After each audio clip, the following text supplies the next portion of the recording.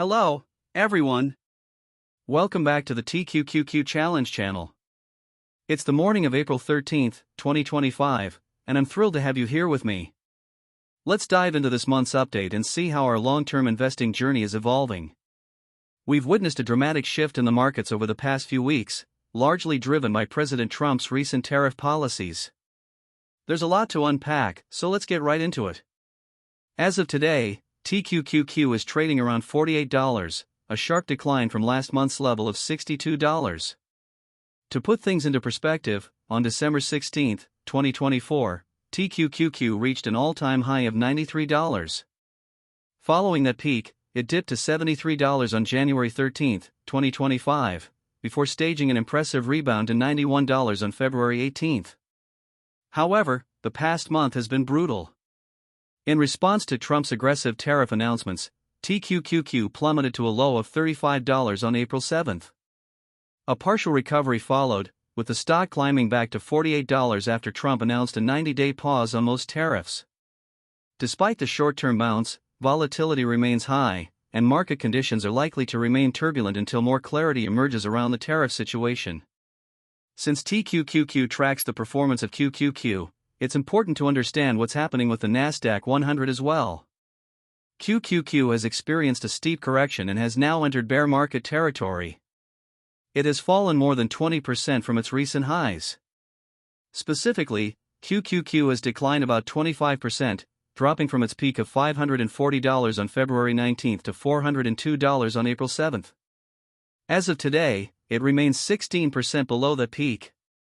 Meanwhile, the S&P 500 narrowly avoided a bear market classification in early April. Around April 7 to 8, the index hit intraday lows near 4,835, a 21% drop from its high, but managed to close just above the official bear market threshold. The last confirmed bear market occurred back in 2022. As we've seen time and again, market conditions can shift rapidly, and the next few weeks could be pivotal in determining whether we dip further or begin the next recovery phase. As mentioned in earlier videos, QQQ has fallen below the 200-day simple moving average, the famous SMA 200, often displayed as the green line on most technical charts. This is the first time it has done so since the Golden Cross formed in March 2023. Historically, this green line has served as a crucial support level in bull markets. Over the past 2 years, QQQ has tested the SMA 200 during major corrections, once in October 2023, where it nearly touched the line before rebounding, and again in August 2024, where it briefly touched and then bounced back again. But this time, the situation is different. QQQ has broken decisively below the SMA 200 line, which raises serious concerns about what lies ahead. Based on historical precedents, I see 3 possible scenarios unfolding from here. Scenario 1 echoes the market correction of late 2018. That 3-month stretch from October to December was extremely rough, largely driven by President Trump's trade war with China. QQQ dropped 25% during that time, falling from 188 on October 1 to 142 on December 24. However, following the Christmas holidays, the market rebounded. By April 2, 2019, QQQ had not only recovered, it also formed another Golden Cross, marking the beginning of a new uptrend. Scenario 2 reminds us of the COVID crash of March 2020. In just over a month, QQQ lost a staggering 31%, falling well below the SMA 200 line. But the recovery was swift and powerful. On April 7, 2020, QQQ climbed back above the SMA 200 and launched a massive bull rally that lasted for the next 9 months. This was a textbook V-shaped recovery. Could something similar happen now? It's certainly possible, but much will depend on how the market responds to ongoing tariff developments and upcoming corporate earnings reports. Scenario 3 is the most painful, what we saw unfold in 2022. QQQ fell below the SMA 200 on January 21, 2022, and made 3 unsuccessful attempts to reclaim it on February 2, February 9, and March 29. Each attempt was rejected, and QQQ slid into a prolonged downturn, ultimately declining 33% over the next 10 months. It wasn't until January 27, 2023, that it managed to break back above the SMA 200. From that point on, it used the green line as a support base until now. On March 10, 2025, QQQ broke down through the SMA 200, ending the 2-year streak. So now, the big question becomes, can QQQ climb back above the SMA 200 line, or are we in for a repeat of 2022? At this point, caution is clearly warranted. Any of these three historical paths, 2018, 2020, or 2022, could serve as the market's blueprint in the months ahead. Interestingly, QQQ appears to have found some support near its 2021 peak, which has now become a technical support level. On March 26, QQQ attempted to reclaim the SMA 200 but failed, which triggered a deeper decline into Nasdaq bear market territory. What happens next will be critical. If QQQ fails to break back above the SMA 200 soon, we may see even more downside pressure.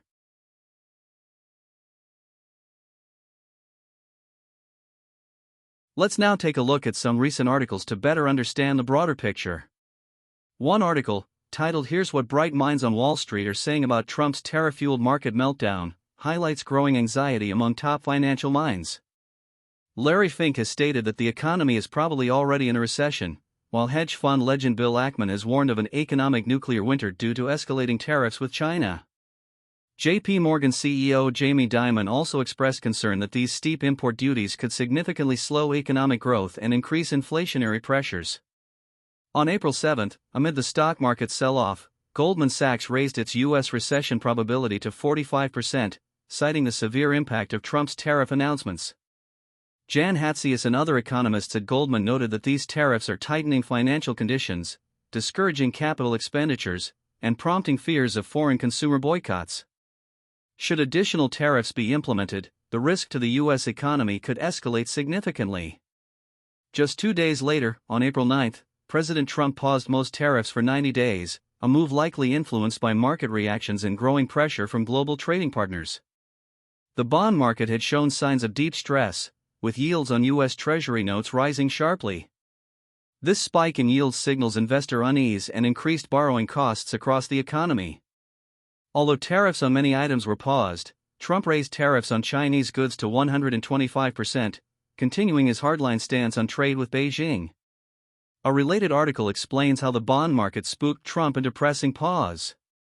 Another article, U.S. Treasury's defiant run amid tariff turmoil puzzles investors, explores whether the sell-off in treasuries was due to hedge fund dumping or perhaps even China liquidating its U.S. bond holdings. Either way, the disruption has rattled investors. As of today, April 13, the latest article titled "Trump Has Added Risk to the Surest Bet in Global Finance" discusses how confidence in U.S. Treasuries has eroded. The escalating tariff conflict with China has led to a notable sell-off in bonds, forcing the U.S. government to raise interest rates to attract buyers.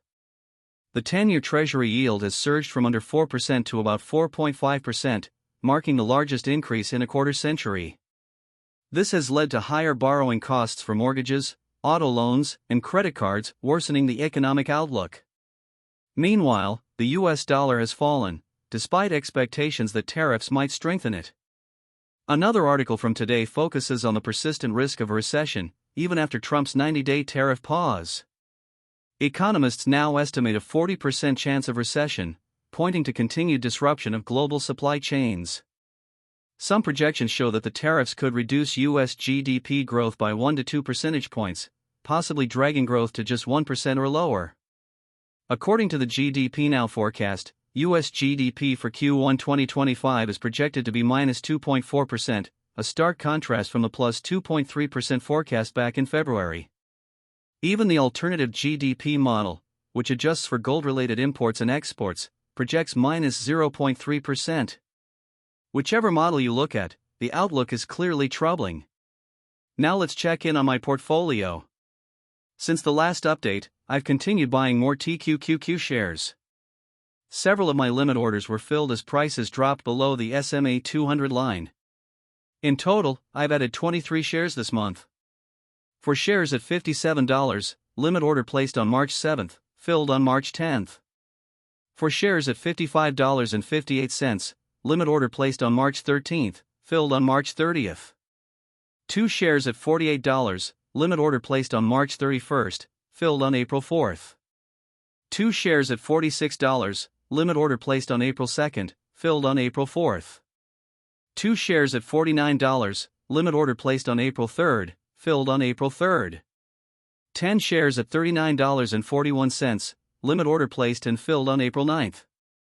I've also placed 4 additional limit orders on April 9th that haven't been filled yet. 4 shares at $38. 4 shares at $37. 4 shares at $36. 4 shares at $35. Additionally, I received a dividend of $50.22 on April 1st. My total holdings have increased from 254 to 278 shares, with an average cost basis of $63.22.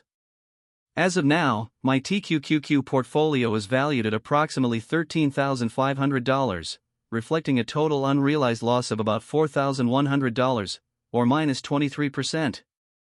For comparison, last month's loss was only 3%, about $600. You can find a more detailed breakdown in the March 2025 update video. I have not sold any shares and have no plans to, unless I see unmistakable signs of an impending market crash. If you're curious about how to recognize such signs, check out my videos. 1. 10-year minus 3-month spread, recession indicator. 2. How to predict the stock market. I plan to invest another $12,000 over the next 12 months, continuing my commitment from last year. The long-term strategy for the TQQQ challenge remains unchanged, to invest $360,000 over 30-plus years and aim for multi-million-dollar growth. For a full explanation, watch my video Cash vs. SPY vs. QQQ vs. QLD vs. TQQQ, 30-year showdown. Here are the principles guiding our journey. Monthly investment, consistently putting $1,000 into TQQQ each month. Enhanced dollar cost averaging, EDCA, buying more during market dips, less during peaks. Sell before crashes, selling only when major crash signals appear, then buying back lower. No margin. Avoiding debt to stay financially secure and reduce risk. The market is evolving quickly, driven by technological advancements and AI innovation. Our challenge is to stay focused, disciplined, and committed to the long game. I'm excited to continue sharing this journey with you. Thank you so much for tuning into this month's update. If you enjoyed the video, please like, subscribe, and hit that notification bell so you never miss an update. Your support truly makes this challenge more meaningful. Until next time, take care, stay focused, and happy investing.